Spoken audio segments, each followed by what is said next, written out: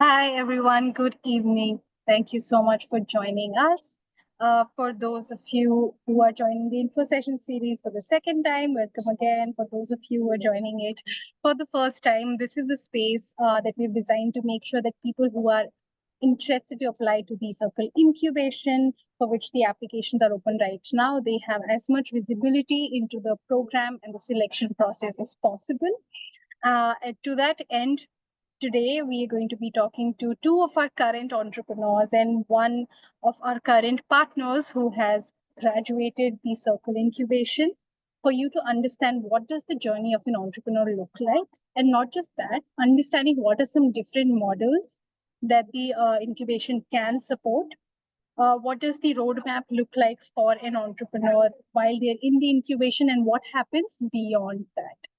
And not just that, even the selection process. So we have Arunima, Ananya, and Akash with us. Abbas, who leads the network at the Circle, will be moderating this conversation. You will hear all about what the Circle network is as well. But feel free to keep putting in your chats and questions on your thoughts and questions on the chat, and we'll take them up later.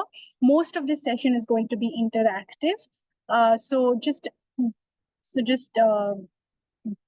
We just put things in the chat, and then we can put it in the Q&A section later.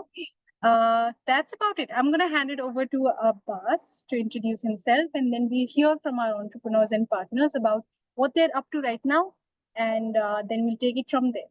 Over to you, Abbas. Thanks, Amina. Oh God, don't do that, please. Sorry. To spotlight them three if you want to, please. Yeah. So, I mean, starting off, if your name does not start with A, it's most likely that you're not going to make it to the incubation. So you can probably just yeah, I don't know what Amina did. We're all 4 A's here, so there's some bias. Anyway, jokes aside, I'll start. I started my career in education with an org called Avanti. We were prepping kids from underserved communities for the entrance exams, medical and engineering. I did that for about 5-7 years. I spent some time with an org called Acumen that does a leadership development program through a similar incubation fellowship equivalent for social change makers. I will, towards the end of this call, maybe share some tidbits from my time recruiting cohorts there. At the Circle, I support entrepreneurs who complete the incubation program. One update here, it's not an incubation program you're signing up for, it's a lifetime that you're signing up for in this network. What's the goal of this network? In the US, you have a charter school system like the KIPP charter school system.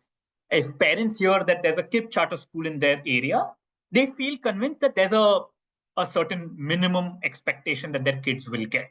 We're trying to build a network across India. Organizations, schools, after schools in the Circle network should give a minimum high quality standard of educations that parents and kids can aspire towards. We're also trying to build a network of organizations that people can look up to that have high standards of culture, compliance, governance, etc. We're trying to create role models in this network that can be lighthouses and proof points. It takes more than 18 months. It's a lifetime that you're committing to. I'll stop there. We've got Akash, who's a Circle partner with us. He finished the fellowship, the incubation in 2024 last year, and is now a Circle partner. Arunima and Ananya are in the incubation, so you've got a diversity to hear from. Amina, you can spotlight them if you want. And I'm going to hand it over to each of you. Take 2-3 minutes to just tell us who you are, why you do what you do, and what you do. Awesome. Akash, Thank Ananya. you. We'll start with Akash in just a bit. One thing I wanted to highlight for this session, we are doing these sessions in a way that they are themed around particular topics. We did the first one around understanding the program.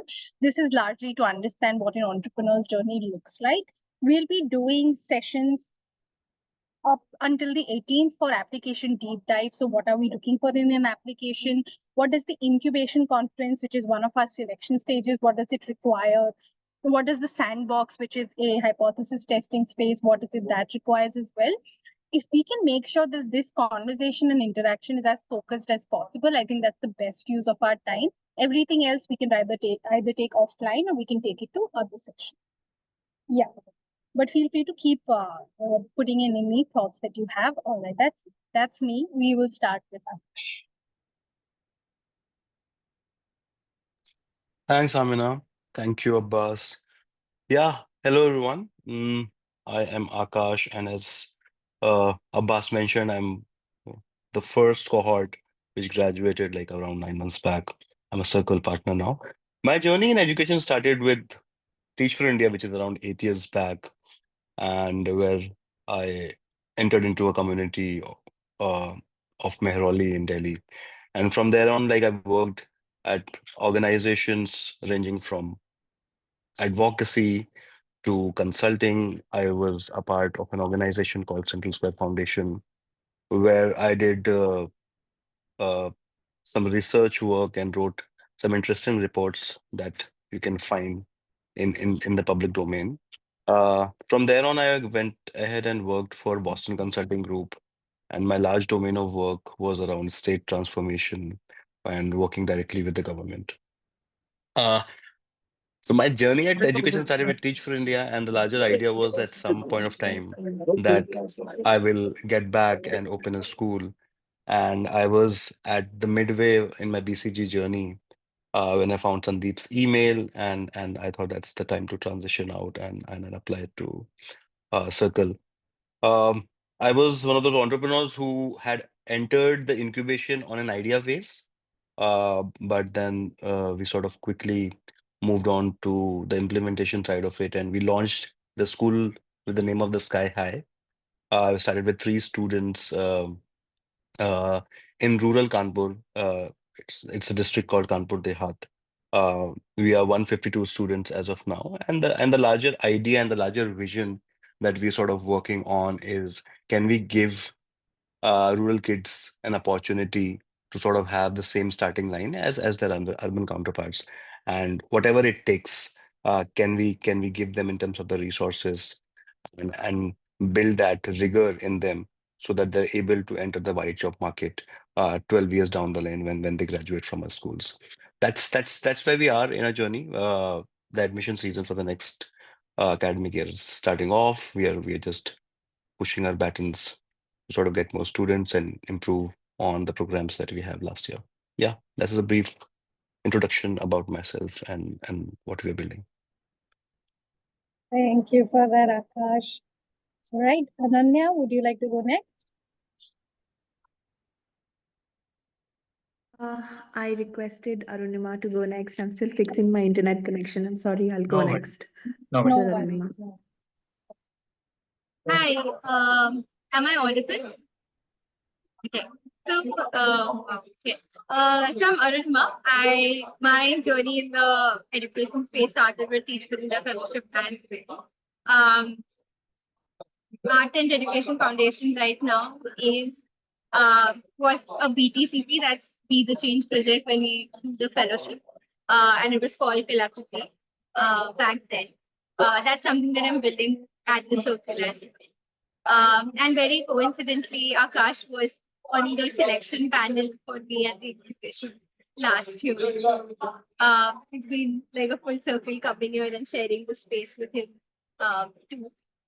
But apart from being a Teach for India fellow, I dabbled into school leadership. I was working with an organization that was called Pep Training Foundation. I've worked with Calido Learning as a curriculum designer, and I've also worked at the Schools of Tomorrow event. I see a few faces that I recognize. Yeah, so I always felt very strongly about art education while even growing up. I was very good at arts, but I wasn't given the chance to pursue it as a career further. So that's where I felt like this is where I want to work towards. And when I was in my fellowship years, I used theatre with my kids to start philosophy as a project. Um, if it's okay, I'd like to share just a few visuals so that uh, maybe explains what we are doing at Art and better. Yeah, so Kalakriti Art School is an after-school program under Art and Education Foundation, which is designed for students who are in 8th grade and above, so beyond 8th grade. Because we are operational in Maharashtra, most of the schools here do not have art classes, regular art classes, post-state standard, and we are trying to build this after-school center from the lens of two things. One is to create a space for students to learn the core skills of art, and second is to enable students to tap into the academic and career opportunities that align with any core art skills. So, for example, right now we are piloting the drawing and sketching module. There we teach things like perspective design, and we teach them human figure design, which also enables them to tap into career opportunities further in civil engineering, architecture, like graphic design, fashion design, so on and so forth, apart from like PFA and MFA. What are the key learning experiences that we cater to is we have a very skill-based learning. We look at the evolution of the art form in itself, and we give a lot of industry exposure for them to work on these skills as well. There are showcase opportunities, and of course, there are internships with artists. So yeah, that's a bit about what I do. Yeah, thank you so much. I'm very glad to be here. Whatever little experience I have, I would love to share that with everyone. Ananya, you okay to go? Yes, I can go next. Let me know if at any point you are not able to hear me. My network is always patchy. Just let me know. Yeah. Um, yeah, so I think I'm gonna briefly talk about why I do what I do. I work in Manipur. I am starting a school in Manipur. Actually, it was an after school space, and now it has transformed to a full-time school. We work around 50 kids in the village, and it's a village called Buanrong Tadaizang. I am not from the village. I started my journey as a volunteer at Khangcho. I visited the village in 2023, right after the Teach for India Fellowship ended. And it was the seed was basically planted by my co-founder, Kabir Thoi, whom I met during the fellowship. So yeah, we essentially are trying to solve the one problem that probably you've heard of the most when you look at the Northeast India, and that's the insurgencies in the region. The problem is that approximately 15% of youth in certain villages have been involved in insurgent activities, and that basically translates into 3 out of every 20 children in the village. And we realized that the Western school was not enough. It did not reflect the lived realities of the communities that inhabit the northeastern region of our country. And essentially, what they needed was institutions that root them in their identities, root them in their local realities, to be able to make sense of who they are, what their values are.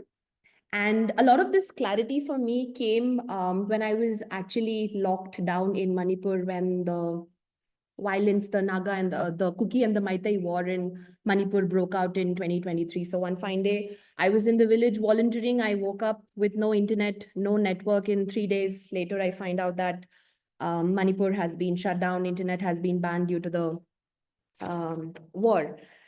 So yeah, we work with a tribe. It's called the Rongmei tribe. They are one of the indigenous Zeliangrong Naga tribes that reside in the northeastern states of Assam, Manipur, and Nagaland. And the largest population, that is of over 2 lakh individuals, they reside on the hills in Manipur. So yeah, as we began work, I spoke to the community. Kabi helped anchor the conversations. I don't speak the local dialect. We kind of realized that the Western school has failed them for over 50 years now, and that one size did not fit all. So yeah, that's when Khangchu was born. Kangchus traditionally are institutions that are very integral to the Rongmei Nagas in India. Historically, even if today you visit a Naga village, you will see morungs. And historically, these used to be primary sites where knowledge was transferred from one generation to the other. And with the coming of modern education, Kangchus sort of waned. These were institutions that were equipped with dormitories for youths. So yeah, in these institutions, in these spaces, the people were educated, their history, the culture was celebrated. And we are essentially trying to reimagine education, and as an attempt to reinvent an efficient learning environment for the Rongmeis, we want to revive the traditional Kangchu of the Rongmei Nagas. So the larger vision is that we envision peace in the region, honestly. We want Kangchu to emerge as a self-sustaining ecosystem with dignified livelihood opportunities. This is an AI-generated image of our vision, and this is how we see villages, tribal villages in the northeast of India to look like. And yeah, so we believe that our community buy-in is our most precious asset. I speak about our community a lot because Kangchu is by the people of Bonrong Tadaizang, for the people of Bonrong Tadaizang, truly democratic in every sense. The community pooled in resources to build and revive the Kangchu. So the picture that you saw, this is making of Kangchu. And yeah, so we proudly say that we are we are actually the only Rongmei village in all of Northeast with a revived functioning Kangchu. So yeah, this is basically our work. What we do is essentially we engage learners in a contextualized learning curriculum that strategically blends the best, most inclusive, equitable practices in education with the indigenous knowledge systems of the tribe, sustainable living practices, and modern skills that are required to thrive in an ever-changing world. Yeah, these are two of our learners, Changkanthai and Satangam.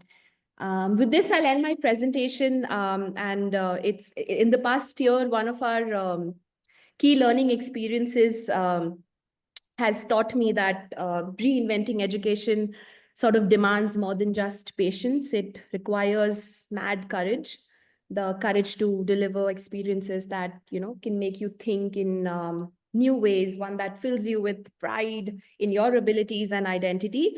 And hence, we believe that our graduates will graduate with a very strong sense of pride and purpose in being Rongmei, and they'll be informed to lead, skilled to solve, globally conscious, all by being guided by compassion. So yeah, here's one of our youngest learners, Gaigolio.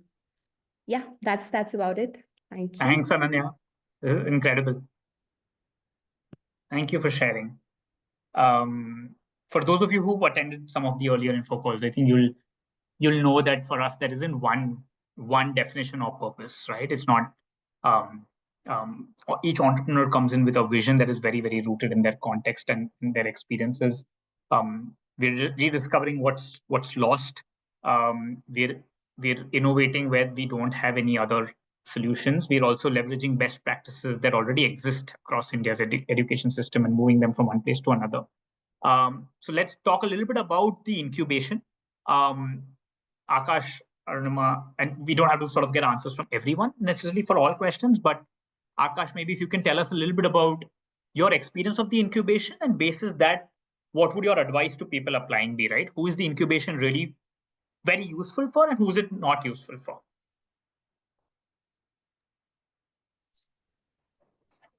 Yeah, Bas, yeah. I'll try and answer that and do justice to to your question. So I think I'll speak from my perspective and my personal experience of being being an incubatee at the Circle. So I belong to the first cohort, and I think what was supremely helpful for people joining in was the sort of network that Circle opened up for the entrepreneurs in terms of support, just whatever kind of support. I'll think like be it the programmatic support or be it support for resources, financial resources. I think they were like very, very swift and helpful in terms of just facilitating that for the entrepreneurs. In terms of school, I will honestly say that nobody can tell us that what is the kind of school that we want to build. Right? It's no incubation can tell us ki school kaise banana hai and what kind of school. It is the entrepreneur which has to decide that what is his or her vision and what Abbas mentioned, what is the context and what is the gap that you're trying and what is the problem you're trying to solve. So every school at this point of time may sound similar, but if you visit the soul of it will differ from entrepreneur to entrepreneur. And that is very, very individualistic uh, to the entrepreneur, I'll say. So it's the incubation is not, it's not for the people who are thinking that the incubation of will tell them what to build. Uh, and also like how to build. The how also will differ, right? You can get a 10,000 or a 15,000 view of how to build things and how to get closer to your vision. But you should have some clarity in terms of how do you get there, of what you want to get there. So like if somebody is like thinking that yeah, they're just in the vision phase and they want clarity from the incubation in terms of the how, I think it's probably not for the people who would need that. Abbas, have I answered the question in some way? This is helpful. Yeah, no, I think you're Yeah. super helpful. We'll Yeah. also maybe take one perspective from the 2024 cohorts. Either one of you who want to answer. I think I can go. I feel if you're someone who feels that you have a model on ground and you've figured every piece of it, um, and you will not be open to learning and unlearning a few things, this incubation is definitely not for you. Even if you have something figured on ground, you will evolve and you will have to be open to evolve because of the coaching, the mentorship, the various perspectives that you'll see in the incubation. So, if you're someone who's very like rigid that, hey, I have a vision and I'm going to stick to it, I think you should reconsider. Abbas, can I quickly add to that? Please.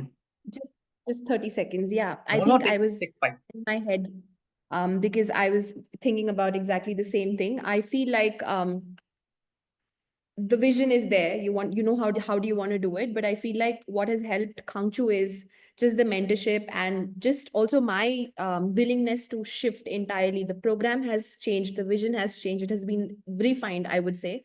But yes, I feel like if somebody's very rigid about, okay, this is exactly what I want to do, I feel like they're going to fail more and the incubation is not going to feel as helpful to them, rather than if someone's open to adapting and learning and modifying the model as they go through the journey. So yeah. Yeah.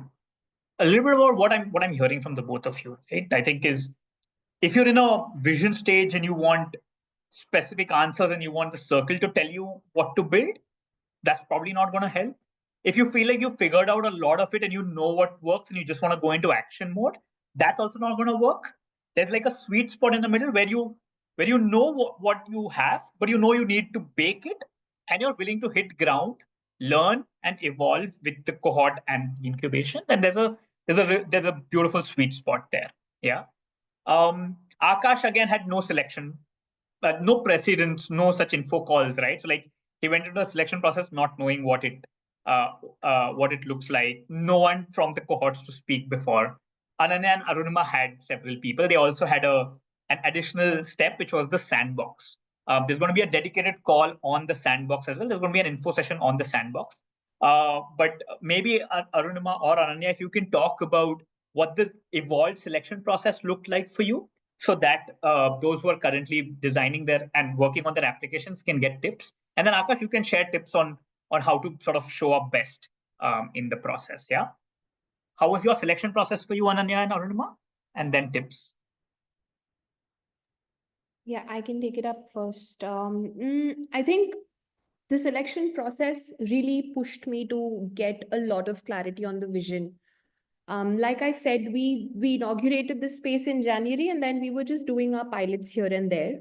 We had started the program already. We were working with adolescents back then. We were piloting, and right now we realized that the pilot had failed.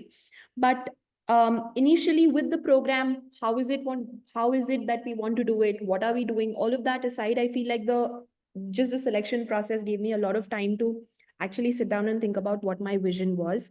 So the vision was clear. The vision has evolved, yes, but right.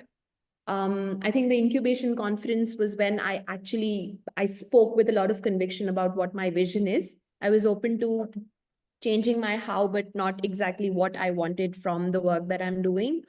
And yeah, I feel like there was a lot of dedicated space and time for me to test my program and to test how things are going on ground. And that includes also the sandbox, which was incredibly helpful.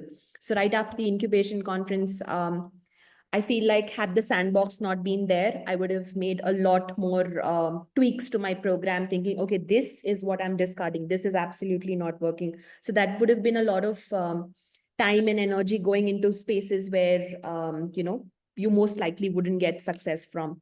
So yeah, the sandbox was dedicated work on ground. And that's when first time we did the pilot, we realized what are we learning, what are we ready to discard. So that's where the transformation of the program also started from. So yeah, there was a lot of clarity on the vision, and there was a lot of clarity on how exactly do we want to go ahead with these certain chunks that we're very clear about. Yeah. Thanks, Ananya. What that looked like was, I think there was about 35 odd people at the incubation conference. There were about 19 that made it to the sandbox. Sandbox, a 2-week, 2-month, 8-week sprint. There's some master classes. There's a site visit by the Circle team. There's action on ground. You're testing out the incubation. We're testing out whether this is relevant for you. And then about 13 joined the cohort. That's broadly what I recollect. Akash, tips for people who are currently applying?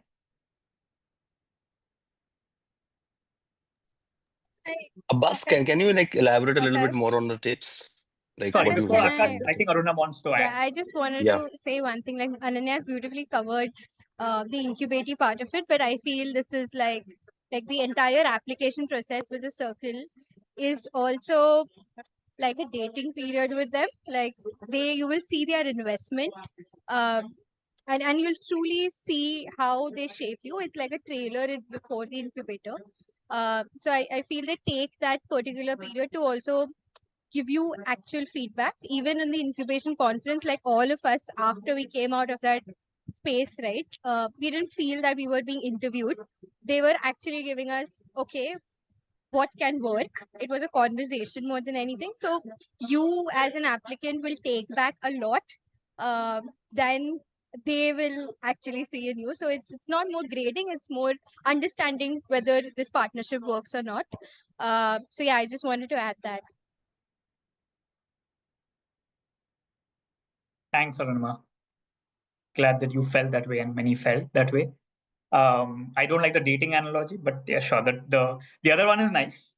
Akash, the reason I was asking you to talk about tips was because you were also on both sides, right?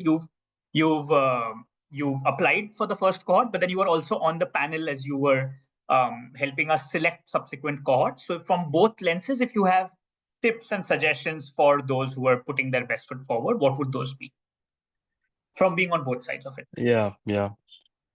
I think nothing will beat how well prepared you are. And when I say well prepared, is you should be a serious candidate in terms of just the clarity you have in terms of your vision and where you want to be. That's number one. The second thing is that you are in it for the long haul. On when I was like selecting and like when I interviewed Arunima, is I think like one thing that I clearly remember was she was far more well prepared in terms of the other applicants that we had interviewed. She had already done something, like there was M&E framework in place, right? That clearly showed that she's far more serious in terms of what she wants to build, and the certain things that we check on that for the longevity of it. How are you in it? Because it's not going to be an easy journey, right? It shouldn't be like a dating phase, like you try it and you just leave it. You are in it, right? For a serious stint.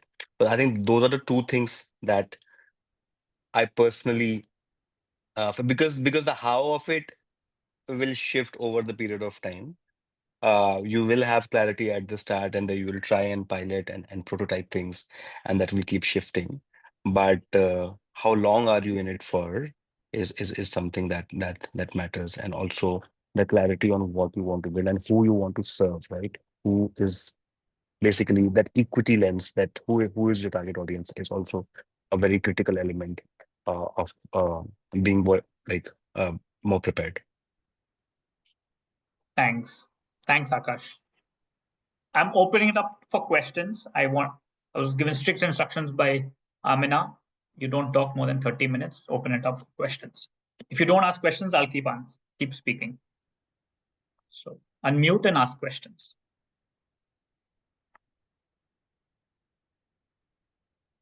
Abbas, before we do that, I'm wondering if you want to tell them a little bit more about continued support post the second year, so that I think they can really see what happens at the beginning, in the middle, and not the end, but what happens after the middle. Yeah. Yes, happy to. So the incubation helps you design, launch, and run your interventions. By the 18th month, or the first 9 months of the incubation are more similar. You're doing exposure visits, you're doing modules, etc. The second half starts becoming individualized. The circle teams at your side, the support starts becoming more individualized, but you're still in the incubation with the cohorts together. And then you can think of the network support as a continued individualized support in your program and your organizations. So we're getting on ground with you every 3 months. There's support calls. There's an ecosystem of support to help build capacities in areas that you're needing support in. Normally, what happens is in your pilot phase in the incubation, you're say working with 20, 50 kids, and quality goes really high because you're in the program every day. You're directly working with kids, right? And then you go from 50 to 200, and that's where quality typically drops, right? Suddenly you stepped one step away and there's new facilitators or teachers. We come back in to sort of say, how can you go back to the same quality that you had with 50 kids when you're with 200? And how do you start building systems and teacher capacity to be able to take that quality as you scale? We're not here to sort of like say each program has to get to 10,000 kids. No, right? But how do you get to more kids who have the same need that drives your vision with a high level of quality? And how do we help build your organizations to be resilient? The social sectors is a tough place, right? You need to be findable to be fundable. You need to have strong systems in place. You need to be findable to get talent as well, right? So it's a lot of visibility and support to be able to hire the right core team, the second line team, and so on. This support starts weaning off after your incubation. So by year 2, it reduces. And the hope is that you start becoming a strong pillar of support for the subsequent incubation cohorts. So the vision is that Akash's school now starts helping us incubate other schools. So in the incubation period, we're visiting his school, we're getting learnings from him. He's starting to share resources with others. He's starting to help us build best practices and a knowledge kit. So that's sort of as you become stronger, you're building this field along. So that's what the lifetime of support and this network and community really looks like. It's also about fostering thematic gatherings. People who are all working on FLN sort of come together. People who are all working on reinventing in rural areas sort of come together. People who are using arts as a medium come together, right? So how do you also foster learning and cross learning is something that we do at the network. Yeah. I hope that gives a little bit of a glimpse, Amina. I can cover anything if I've missed. Yeah, Let's take I'm sure if questions. any questions come for you, they'll be directed to you. Awesome. We're opening up to just make this a conversation, everyone. We want to make sure that any specific questions you have for the entrepreneurs are addressed. I don't see any questions in the chat. So if you want to directly come off of mute and ask, please do. Could I ask Akash a question, please? Go for it. Go ahead. Akash, you said you started this school. So did you have the land and the whole school kind of set up, and did you have it sort of at some preliminary stage before when you joined the incubation, or was it something that was just in your head and then it started in the whole process began once you were in the circle? How did that go? Thanks for that question. So I was in the last month of my uh, stint at my last organization when I joined Circle. And when I joined Circle, I was two timing basically for a month. I was so I didn't had any land at that point of time. It was just an idea, and then something that was very very like the most helpful part for me during the incubation was the coaching piece. Like we are typically attached to a coach, and it's a 101 guidance that we sort of get, Mhm. and that's where the reality hit and said like where are you going to start? Where is that space?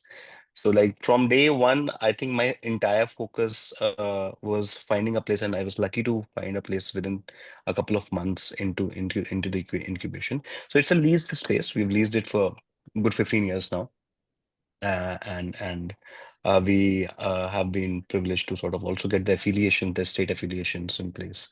So all of those regulations have slowly and steadily been falling into place for us. So like, yeah, we when we started off, we didn't have a place, but we were sort of like did a lot of research around places which could be leased and which are fulfilling the requirement to open a school, and we were fortunate to find one.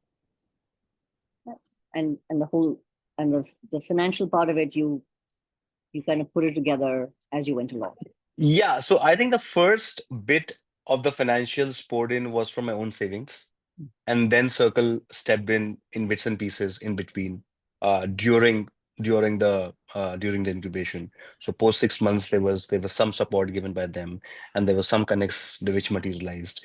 But the initial hustle for a good 9, 8, 10 months, which was the prime time, I think, which was my own savings, which I started off. But then eventually, yes, support started coming in from Circles and from my internal network as well. Oh, great. Thank you. Thanks for that, Bansi. I think that's a very relevant question for any school entrepreneurs that are also on this group. So maybe Abbas, I would love for you to just chime in with, what are other school entrepreneurs also like? Did they, how are they doing with the spaces that they have? Did they come in with this space and so on? Yeah, thanks, Arshia. I think there are broadly four options to think about infra for schools, right? I think one is to build a building from scratch, right? The other is to rent existing infrastructure that is reasonably compliant. So like Akash got, he put in a lot of hard work, and then he found this kidsy building that was a little abandoned, but it had like classroom structures. That's one, right? The third is to take over an existing school that is sort of like a ghost school or is a fledgling school, and then it has its own pros and cons. The fourth is to sort of partner with the government and run like a PPP, right? A tri-party partnership where the government provides the space and the kids, and you provide the infra, the teachers, and you figure out ways to sort of cost share. We don't believe that it's important to build from scratch, right? We don't believe that it's the hardware, it's the software in school that matters, which is why we recommend entrepreneurs to innovate in their regions and find ways. So some entrepreneurs have taken over schools that were fledgling and have built relationships with the existing trustees. Some teachers have been retained. Some teachers they've brought in new. And we're hoping that you're doing some of this in the early phase of the incubation, so that you can start looking at a plan B or a plan C rather quickly if that feels too uphill. Yeah, Arshia, did that feel like? Yeah, Wow. I think I put that down, everything that you said as well there. But thank you, Bansi. It's a very important question. And I know you're working through that question yourself. And so coming with that. Yeah, would welcome more questions. You can come offline off mute, or you can put it. I had a Can question. okay. It's okay. So we have to go. Yeah, who was that? Who said they have a question? Rachel. Yeah.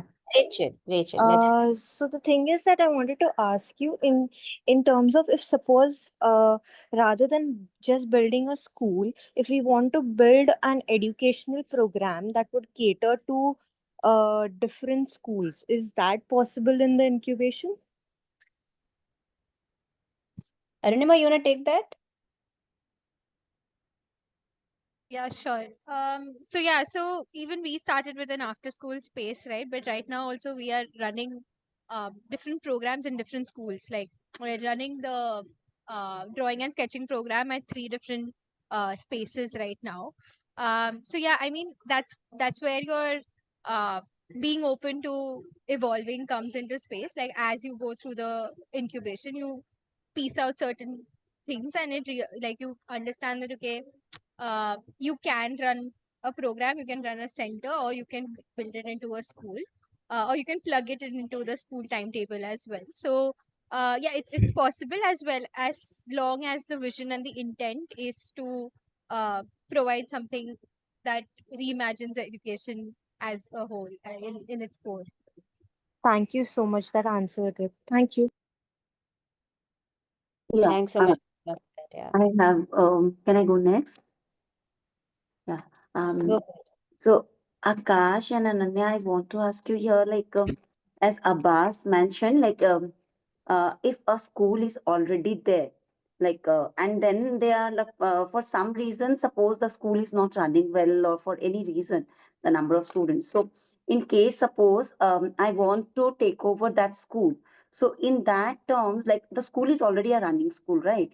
So, and then suppose they have the less number of students and they cannot cope up with that. So, in that case, suppose an individual wants to take over that school. So, in those terms, how the incubation is going to help?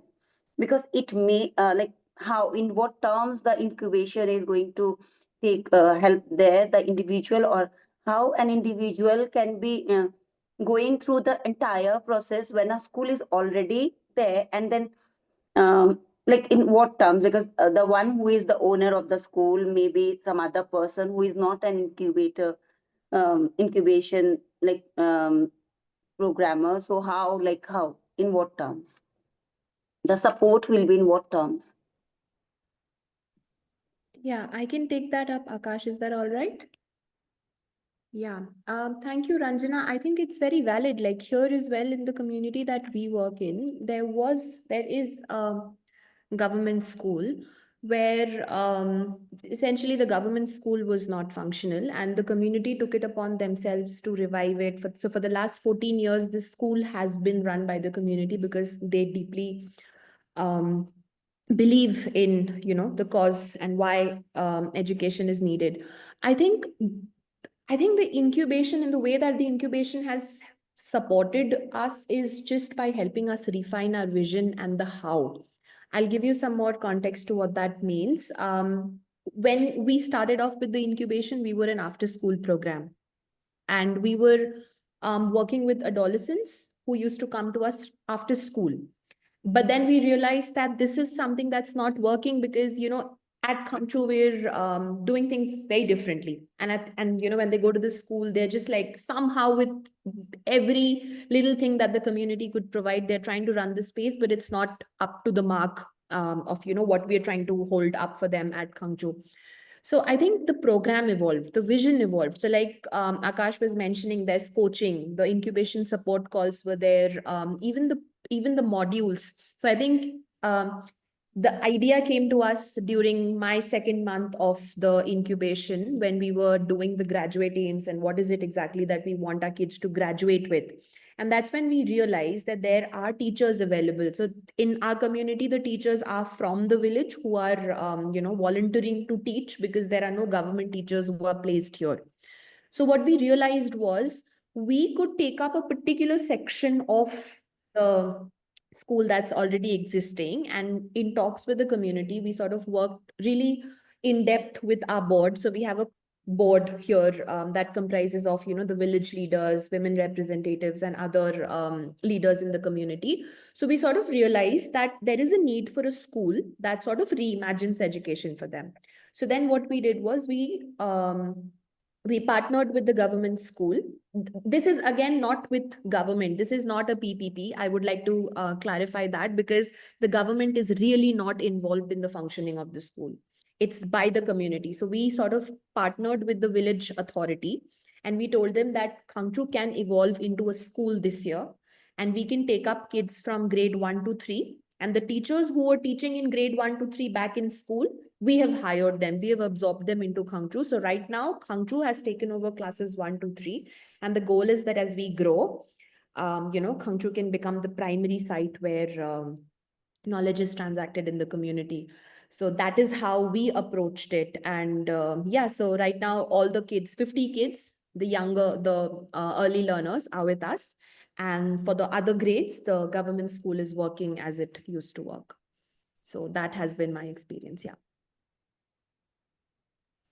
I really Thank you. appreciate that, Ananya. I think that's one powerful story, right? Like from kind of in terms of evolving your vision. Ranjana, but maybe one aspect that I might address it is if you are going to take over a school that is currently existing, is that something that you can come into the incubation with? Depends on, maybe you can tell us how many students are you talking about, how many teachers are in that space. We have had, for example, Varun Khimani, who's into 2024 cohort, who took over a dying school. There used to be 300 children there. It came down to less than 50. There were hardly any teachers there. It came down to 1 or 2. And then he took that over because then nothing was left. And yet the demand was there. So he took over that building. Similar to what Abbas said, actually, he took over a coast school. Right, so that's possible. But if you're thinking about an existing school with a whole team of teachers, a leader, school leader, an owner taking over that space, now that's something that we can discuss offline, but mostly requires a completely different set of skills, resources, and programmatic aspects that the incubation focuses on, as opposed to can buy product and deliver somewhere, but does it focus on that? Taking over an existing school with existing infrastructure and team? No. Right? So No, it no, depends on personal goal, and we can take this offline also. We can no. have a discussion offline around what the specifics of your school was. No, like I have a word with someone, like they have a school, but then it has been like 3 years. They are not able to like attract the students. And whereas I know the community needs the school, like I had the interaction with the people there. So that's why I thought like how to go ahead with the conversation. So I'm now Yeah. clear. Like, Yeah, lovely. Thank Ananya, you. there was also, thank you so much for asking that question, Ranjana. Ananya, there was also a question by Amarnath. I think that's also directed at you. Amarnath, do you want to come offline, off mute to just share your question? I can Yes, understand if you, okay, no, go no. for it. Hi, Ananya. So my question to you is that I'm planning to run a school in interior part of Bihar, working with the Adivasi community kids. So where the language barriers will be coming in early stage of learning. So since you have also followed the same pattern, so what was your strategy to bridge that gap very effectively? So can you please guide on that part? And the second one was that when we work on that community, so we find the teachers from that community. So how to identify the best teacher in that community, and also how did you train them? Because they follow some different kind of pattern in teaching and learning practices. So please, I need those. Ananya, before you go, I would also request Akash to share his responses on both of these. Yeah. So Ananya, go for it. I would then ask Akash. Yeah. Okay, yeah, great. Okay, Amarna, that's thank you. That's extremely. I mean, I initially thought that teaching the kids English will solve the problem. Very honestly, like my approach was I came from Delhi. I finished my fellowship and I told them, okay, you know what, people speak English. Let's learn how to speak in English. And then we failed. We essentially failed. That entire pilot was a failure. And then what we realized was that the mother tongue, the dialect that they speak has to be at the core of what you are doing. And I think the incubation has been extremely helpful in just giving me this clarity. So just February, the module that we attended was at Quest Palgar, where we spoke about how, education, when the medium of instruction is the language that you speak at home.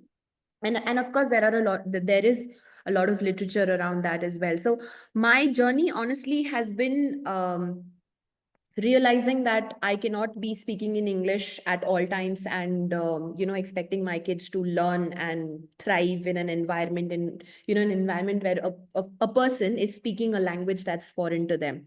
So the pilot that we're currently running right now, we're running right now basically focuses on their language. So I feel like at some point in your journey, you will have to take it upon yourself to invest time and energy into learning that language, or finding a middle ground to how do you communicate, because without that language you might not be able to break the barriers that you see currently in the community. And I feel like your community can come together. It's not just your people that you work with, but I feel like even at the incubation there are a lot of support structures that actually give you all the context into how the pedagogy can evolve, how your approach to teaching languages can evolve. So these are all the knowledge components that the incubation modules can support you with.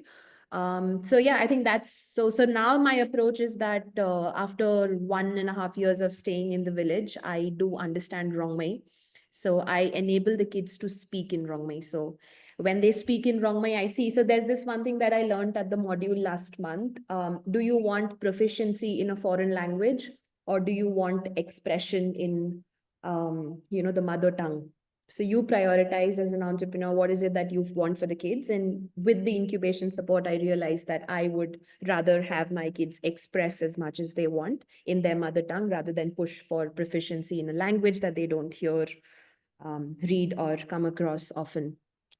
So yeah, there's definitely knowledge support through the incubation for that, and a lot of work on your part. And the second, I think when Khangchu absorbed the teachers from the school, the government school, what we primarily did was, we're not experts at teacher training. Amarnath, let me be very clear. I myself have just 3 years of experience teaching.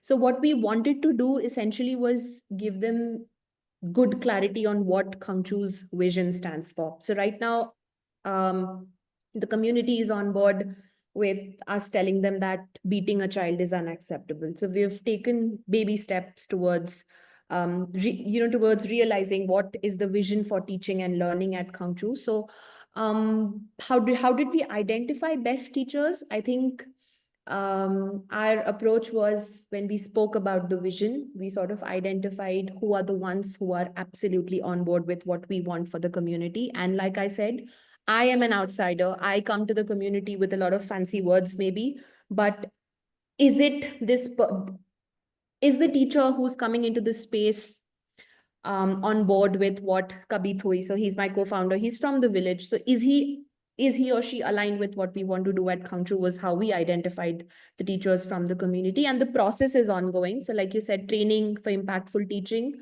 The module at Quest last month was all about curriculum and pedagogy. So that was extremely helpful. How do you teach maths? How do you teach English? All the knowledge pieces were there. So the incubation journey is also strategically designed to give you all the knowledge and the content pieces that you need to develop an impactful, like a teaching program, teacher training program of sort. Yeah, thank you. Thank you so much, Ananya. That answers my question. And thanks for all the things you do. I've been knowing you from last 3 years, been in semi school, and the work you are doing, that inspires me a lot, Ananya. Thanks. Awesome. Akash, do you want to share your thoughts on this? Yeah. Especially because I know the second one was really something that was on your mind for a long time. Yeah. Amarnath ji नमस्कार। आप ये बताएंगे, आप tribe यहाँ पे विद्यालय कहाँ चला रहे हैं? Where are you operating the school in Bihar? ये बांका जिला में पड़ता है, ये नियर बाय भागलपुर, इन अच्छा, बिहार। भागलपुर में पड़ेगा। तो ये पूरा बेल्ट आता है आपका आदिवासी कम्युनिटी का, that is the ST community. तो So झारखंड के अमरनाथ जी, बॉर्डर और बिहार के बॉर्डर से आता है। got it. So I think the question is like, it will also depend upon your model. What model are you operating on, right? And so is it a completely philanthropic model, right? अगर आप पूरा पैसा raise करेंगे तो मतलब आप वो सब कुछ कर सकते हैं जो आप करना चाहते हैं. This is the hard reality. The moment sort of you change the business model, or you change the revenue model, and you involve parent as somebody who's paying a fee, right? And then the market forces come into the play. And those market forces are ki you'll have to sort of cater to the need, not the need, but the demand, I'll say. Like need is something very, very different, right? What is sort of the demand, right? And that will sort of like you got to come to a middle point of what you want to do and what the parent is expecting. For example, अगर आप fees ले रहे हैं और parent का ये मतलब demand है कि बच्चा अंग्रेजी सीखे, then yes, you'll have to incorporate something into the English, because अगर आप वो नहीं करोगे, then you will not get the students and you will not get the fees and your school will collapse, right? So it very intricately linked to the model that you have, right? And sort of like if we can answer that question in more detail once we have clarity on that. Coming to the teacher training bit of it, near by जिले में बहुत सारे school होंगे, आसपास कस्बे में बहुत सारे स्कूल होंगे जो ऑलरेडी एग्जिस्टिंग होंगे, and Yes, and yes. Sort of like and Bhagalpur में भी एक केंद्रीय विद्यालय होगा या नवोदय विद्यालय होगा, बिकॉज हर जगह हाँ, हर हर नवोदय हर विद्यालय है। करेक्ट। सो नवोदय विद्यालय से पढ़े हुए बच्चे जो 12वीं क्लास में पास आउट हुए होंगे वो कहीं ना कहीं नौकरी ढूंढ रहे होंगे, and because this is a typical sort of a reality and which is across, right? We have done enough research in UP, so I'm assuming that the context will slightly be similar in Bihar as well. So you can sort of like create that as a pipeline, right? A potential pipeline. तो जो नवोदय विद्यालय के 12वीं के बच्चे हैं जो graduation कर रहे होंगे, I think that they're like fairly sort of equipped. They have had a fair bit of exposure in their schooling, are fairly proficient with the conceptual bit of things as well, and can be decent teachers, are young, ready to run. That's one. The second piece is all teachers that are going to in around private schools, right? And sort of like you'll have to pick and choose who, and do some research around that, do some publicity, reach out to them, and sort of like then upskill them over the period of time. And that upskilling is sort of a different ball game altogether. And there are different models to upskill them, right? High touch, low touch, depends upon your capacity again, and the resources that you have.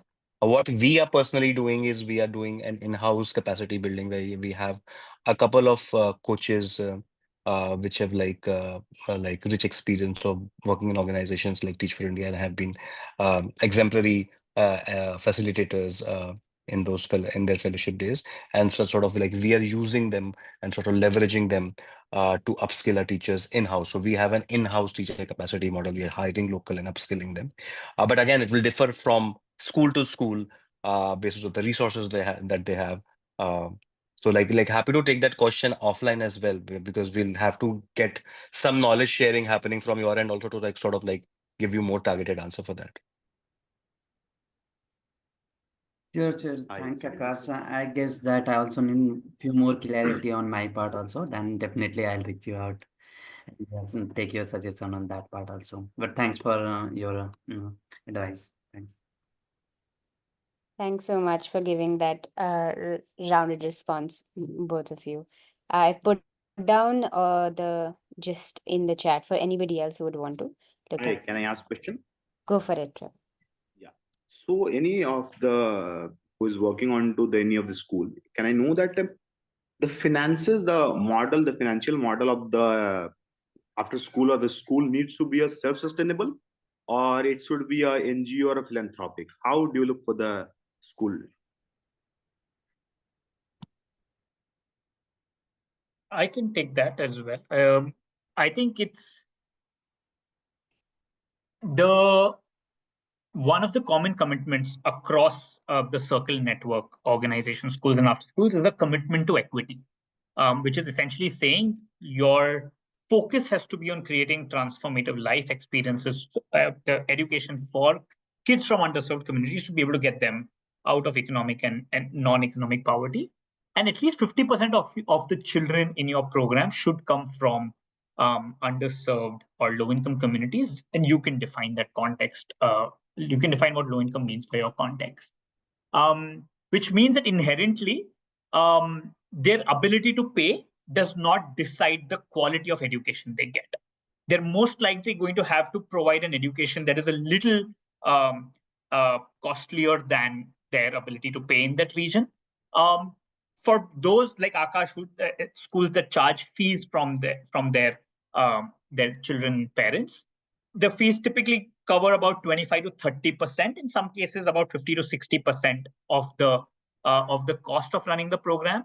Those that work with older grade students that are more in the skilling and employability space are able to charge a higher fee and are sometimes also able to build a sustainable program, because kids can then pay when they get like an internship or a job, and you're able to create a sustainable focus. For the rest or the majority, it has to be philanthropically built, unless you can get to a point where you're able to create a high quality program by codifying your program to an extent that you can deliver it by lesser trained faculty. Your costs are reduced, but the quality is still same. So there's a longer term path to getting to sustainability, but it typically doesn't happen in the first 2-3 years. Any of you who want to differ, please. If anything I've missed, please share. I'm just trying to cover the 31 models. I'm also giving you a sneak peek in the chat on what these 31 different organizations look like.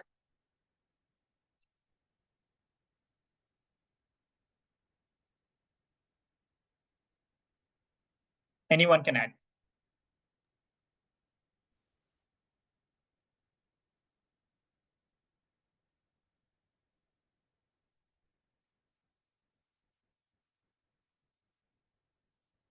Any other questions?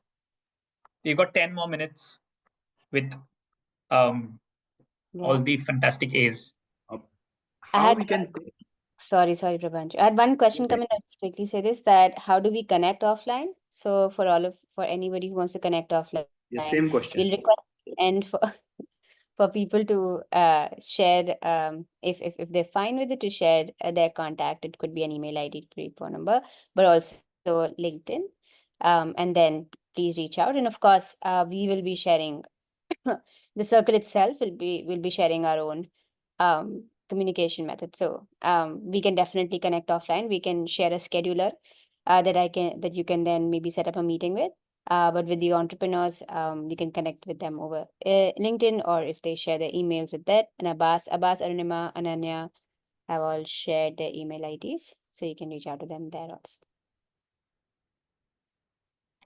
Yeah.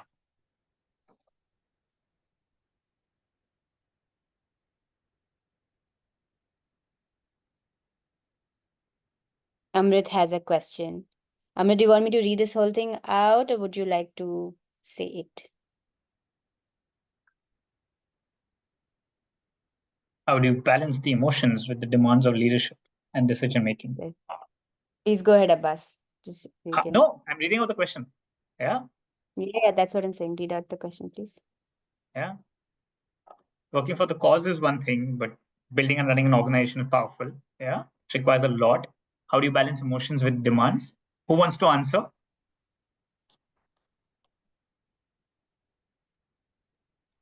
I'll tell you one thing that the Circle Incubation offered our cohort that has been incredibly helpful. That's subsidized therapy. And that essentially came from, the roller coaster of emotions that you're talking about, Amrut. It's difficult. But yeah, I also think, and in my experience, just to speak about the incubation program, I'm not sure if you're talking about whether the program covers this aspect, but the incubation and the circle is a beautiful community of people who are just there at all times to support you with anything that may come up, either in the passion that you hold close to your heart, or if it is any organization. For instance, Kangchu right now is horribly struggling with finances, so I can just reach out to the finance team and get on a call with them. If I struggle with program, I can get on a call with somebody, and they are always there to give you very contextual support. So I feel, yes, the leadership is yours. The values are yours. How do you see yourself as a leader? That's your thing. But the incubation program, I feel, in just a sentence, I think it does cover all of these aspects. So, yeah. Yeah, I'd just like to add, like, this is one of the incubations where a lot of inner work is done. So even coaching is focused on like personal goals, how you're showing up every day. I mean, the first module we did it with Tim. So it's a lot of like how you function as an individual, that will also imply on how your organization is running. So to answer your question, yes, it does focus on how do you create, like how do you build those competencies in you to be a better leader and to be a better individual as well. um so yeah, so that helps working on both sides. Akash?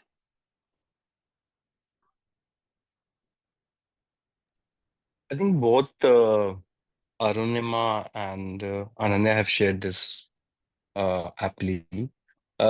Incubation does. I remember Sandeep mentioning that he's consciously been focusing on leadership development as a part of the incubation when he had started off because he feels, and that's been his experience of building organizations in the past, that inner work is the most critical thing uh, for being a leader or an entrepreneur.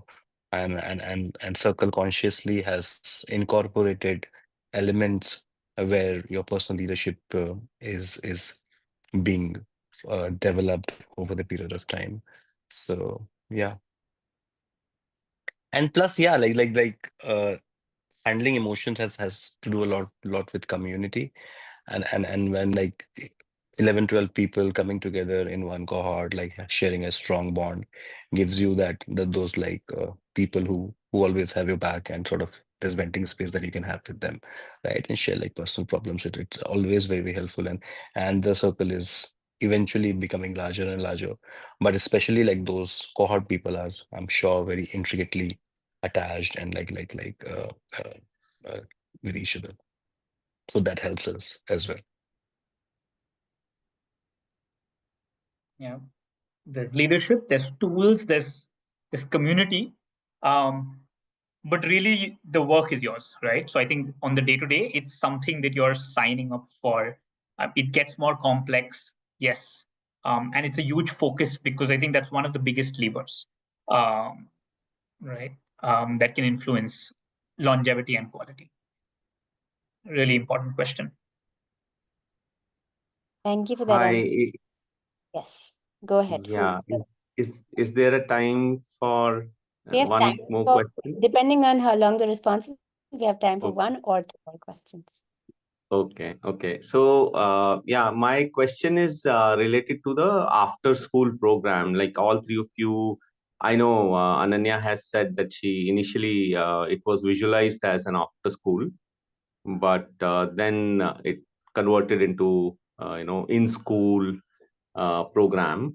So my question is related to the after school. Is there anyone who I can speak to and understand what is it what it takes to like build that after school program, uh, and what are the nuances and what are the things which we need to take care if we are planning to do an after school program, not the in school program as of now. There's a few Mukul, you can take a look at the database, the directory. There's some that run community centers, and kids spend majority of their waking hours after school in their community center. Many models work with schools after school hours. Some work within the school hours of curriculum. So you're technically after school, but you're figured out within the calendar. There's a few that I can connect you. You can write to me specifically also with this, and I can connect you to specific organizations in the network. Sure. Thank you so much. I'm sending you the link as well. Okay.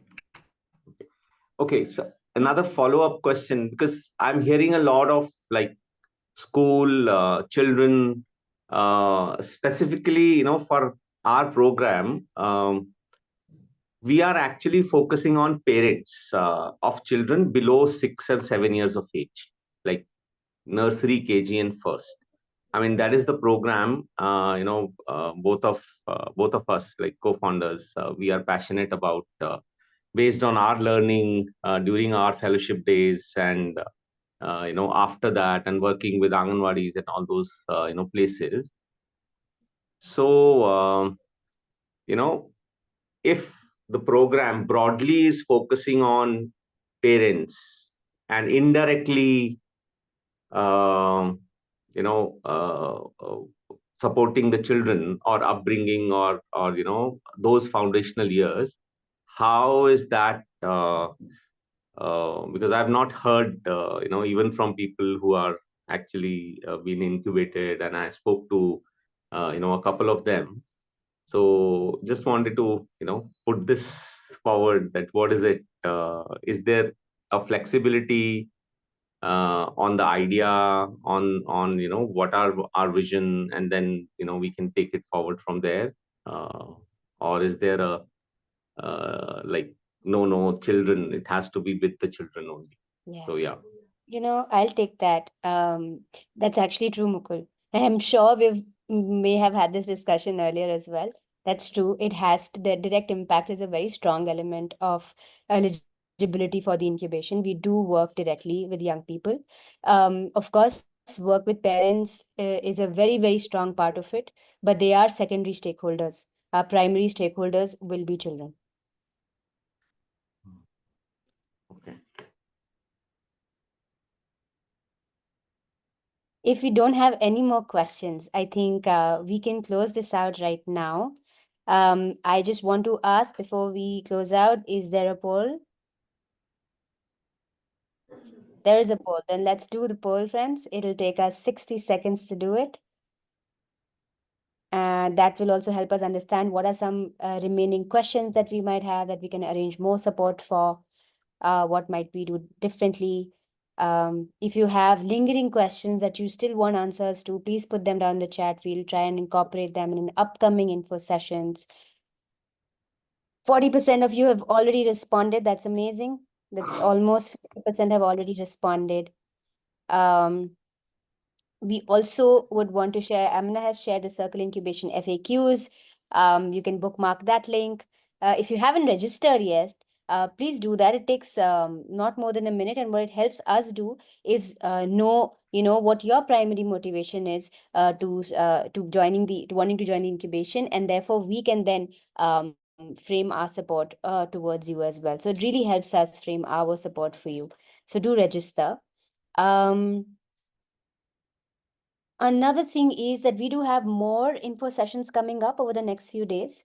We already did an info session for which we'll post the video, which was around the incubation program in general. Today, we had one of our most sought after, I think, info sessions, which is when the entrepreneurs speak. We will be posting a video of this as well, so you can keep referring back to it. We'll be doing in the upcoming info sessions a deep dive in the application process itself. Like, what are those questions? Why are we asking them? What is the whole, what is it? What is the structure of it? And then finally, we'll do an info session also around what happens after you submit your application, including incubation conference, where we invite people to Mumbai, as well as the sandbox, which is when we work with you actually for 2 months. We are also going to be doing a separate forum around PPPs. I heard some of you all are interested in that, and how do you build government partnership schools, but also what's the Circle going to do about it? So we're going to have one specifically for that. So stay tuned to know a little bit more around that. Yeah, we can end. We've ended the poll. Thank you so much, everybody, for responding. Yeah, before we close out, thank you so much, Akash, Arunima, Ananya, and Abbas, for framing this conversation, for okay, for framing this conversation, for sharing your stories, for answering the questions in such detail. I'm also saying all of this so that people, if you want to go up, copy any of the links that you can use this later. Now's the time. Everybody here has shared their email ID. If you want to meet them offline, please just copy that as I'm closing this out. But thank you, everybody. Thank you so much. We're going to be closing this out in the next 15-20 seconds. You can go grab your link.